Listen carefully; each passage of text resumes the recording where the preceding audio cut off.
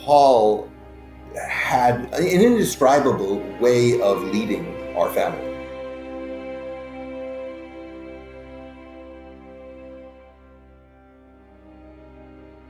He did come from a family where his father left the house pretty much right after he was born. He had, 2 stepsisters and a stepbrother. And so he was always sort of outside.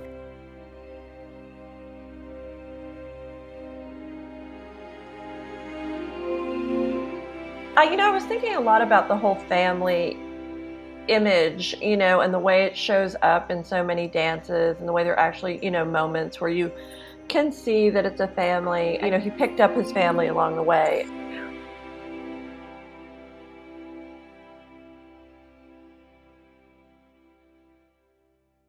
The company was quite small when I joined. We were 6 and then went to 7 and stayed there for a while. There was a feeling of pioneering. A small group of dancers with one vision took over the world artistically.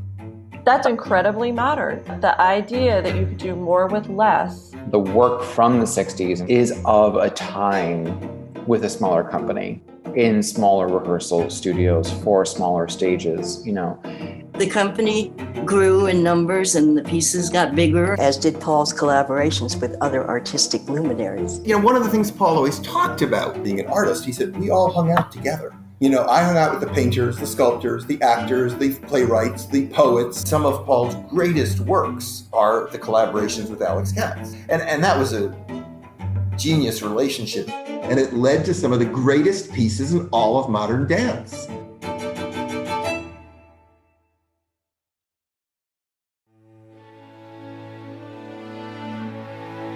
We had the good fortune to be in these masterworks.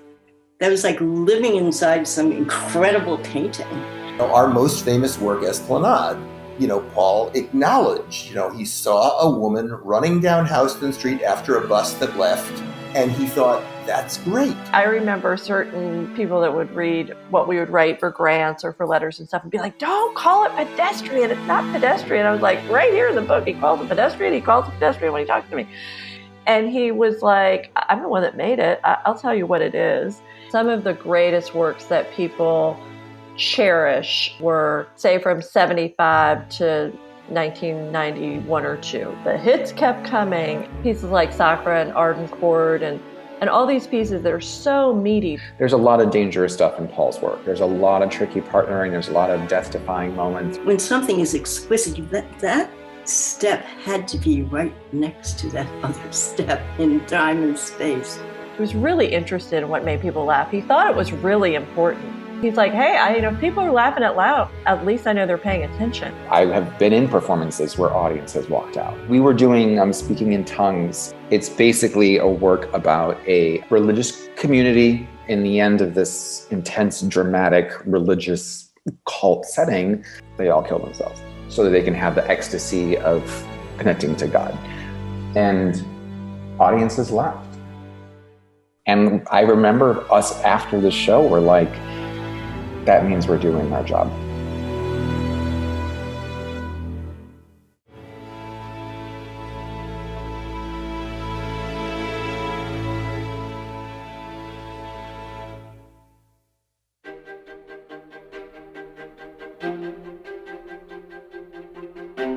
When you get to the 90s of Paul Taylor's work, one of his greatest sort of desires was to be able to present that balance of beauty and the opposite. And you don't see beauty unless it's against something.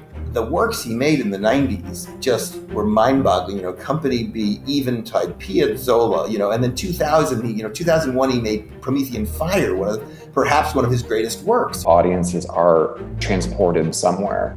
Your job, the date, what theater you're in, who you're sitting next to, all vanishes. And all of a sudden you're in a completely different world. And There's a magic happening. That's a little bit of the mystery, that we don't really know how we're touching people. That's kind of intense, wonderful stuff. You come together because of the human moments that you're all in. The feelings transcend the moment that they were created. It's really stunning. And I think that, when we worry for the future of modern dance, I'm like, but we have the collection. We have 66 years of choreographic work. 177 dances in our canon and growing. Last Look, Roses, Esplanade, Runes. He isn't saying like, hey, look at this different part of me. He's saying, look at this different part of us. Our dancers, Paul, dance makers of the past, and new choreographic voices. We have the collection of human emotion. That's not going out of business.